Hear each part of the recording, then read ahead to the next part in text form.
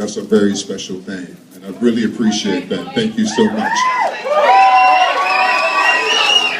Yeah, boy! Hey, what's up, man?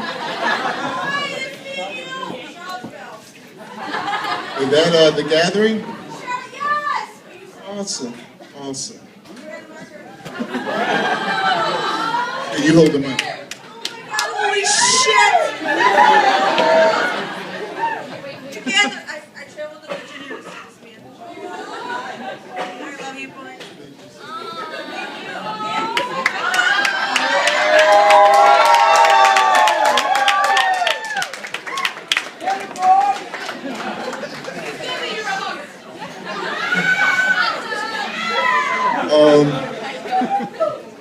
So what I will do now is let you guys ask me questions.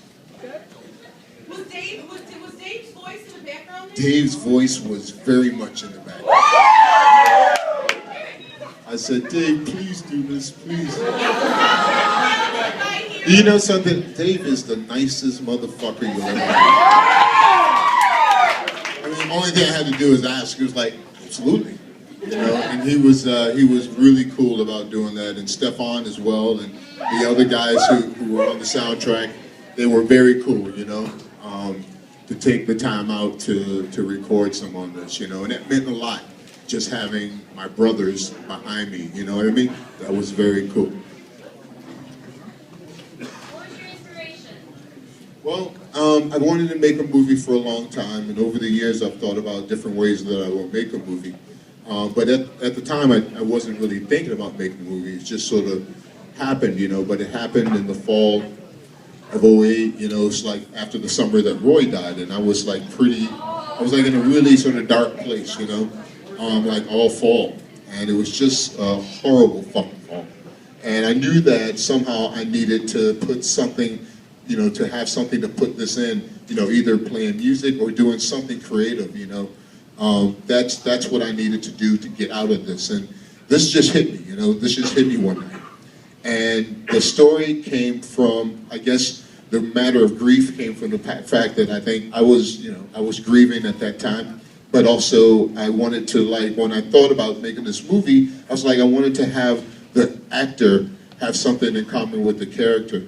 And, you know, Ryan's dad had died a few years before that, and I thought that was something that, you know, he could really add some realism to. But, you know, like I said, I think that the subject of grief came, you know, just because of the place that I was in at the time. And, yeah. Just want to say, Sean Smith's been one of my favorite voices since 1993 on the debut album of Brad Shea, which everybody enjoyed his voice tonight. You should immediately seek out on CD, not on shitty MP3s or anything like that. If there's a home video release of this, any chance you might push for an isolated score and lossless stereo at least? We have the soundtrack of the film is out on iTunes, and the movie is also on iTunes and Amazon and all the digital outlets. All y'all that play Call of Duty is also on Xbox. But I know I didn't answer your question. Did I answer your question at all? But let me say something about Sean. Sean's amazing. And Sean actually said to me, boy, this is the best music I've ever done in my career. How much of the songwriting was Sean involved in? Well, he's singing. I mean, all of it, all the lyrics, that just came out of his mouth. It really was beautiful, man. And the cool thing about it is we have twice as much music. I mean, we have like a whole other soundtrack of music that was not in the movie. So, yeah, we're gonna release that shit, no doubt. We're gonna release that shit. You know what? I'm gonna make another movie too. You can all be in it. Now I've got a scene in mind that is going to require a lot of fucking Narnia. What's that? White Buffalo? Because you guys are so sweet, you love me so much, and I fucking love you so much.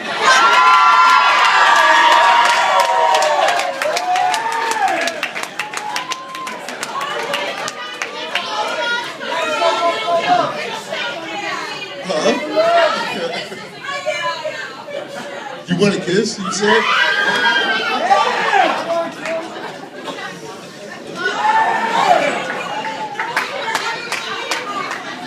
So, who's got another question? I'll give you another kiss. Who's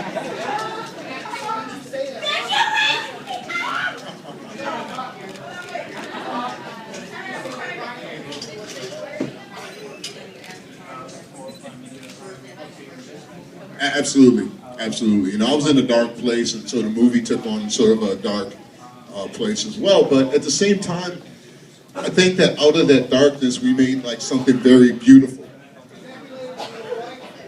It is. It definitely is. You know, and even in the recording of the music, like he was very much in my mind. You know. No, it's okay, man. I mean that's just the way it was. You know, it is what it is. You know.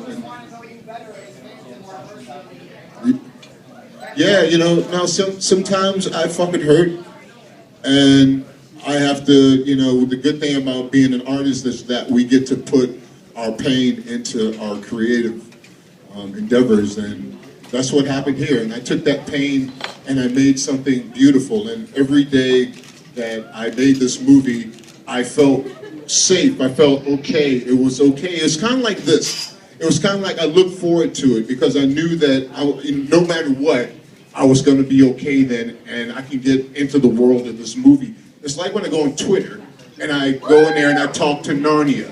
It's just like every day, it's just like every day, no matter what the day is like, I can feel fucking shitty. I know that when I get on Twitter with Narnia, I'm gonna get love.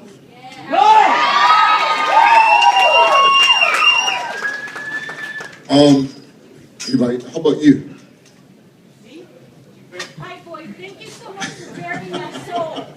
Sorry. Yeah, go for it again. I'm sorry. Thank you so much for bearing your soul in this movie. Like, I found it very emotional as far as losing a parent or losing someone who was very, very close to you. Yeah. Now, I noticed a lot of transportation themes in this movie. Did that have something to do with, like, what you were getting across as far as the point? Like, with the cars, the trains? The trains. I mean, we just all, me, Aaron, and Ryan love trains.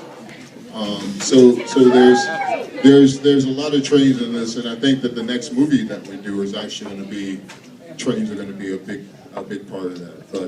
But yes. Who's got another question?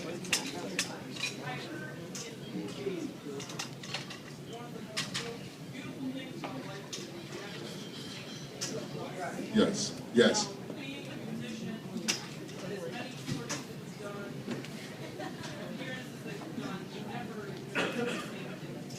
No.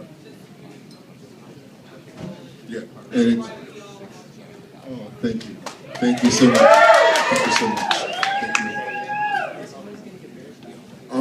Thank you. Any other questions? You, because I forgot you last time. I didn't forget you. I just. There's very few moments in a live show with me that move people as much as you rocking out.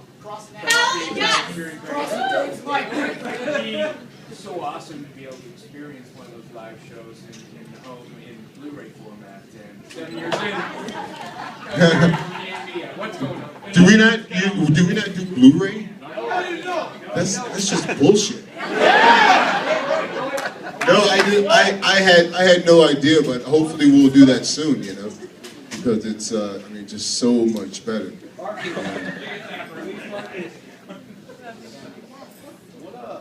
was the movie shot from? I mean, some of the scenes in there were really kind of captivating, like scenery and stuff like that. Yeah, all this was filmed in my hometown of Charlottesville, Virginia, and it's just really beautiful there. It's just like it's surrounded by mountains, and like the fall foliage is just amazing. And as a matter of fact, we were going to film this movie in the fall, and we started off taking some B-roll from a hot air balloon, you know, with all the fall foliage, and it was absolutely beautiful. And that was another thing that the musicians had before they went into the studio. They had some of those images of the fall foliage around Charlottesville. But yeah, it's a really beautiful place, and the entire town of Charlottesville gave us whatever we wanted, and it was really, really a very beautiful thing.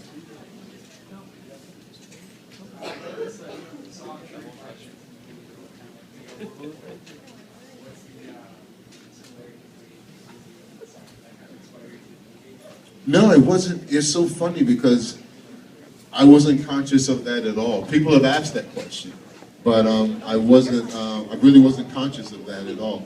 That connection. But I guess I do have something about mirrors, don't I? How old were you the first time you picked up a violin? I was 11.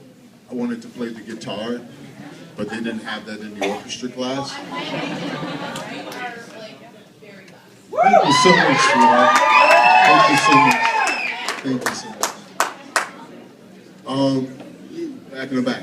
As far as the film went, beautiful direction, beautiful music. As far as tonight goes, did you bring your violin? Uh-huh. Yeah, I'm gonna, after this, we're gonna have some music. Is it Tim that's with me tonight? Hey, Tim. So,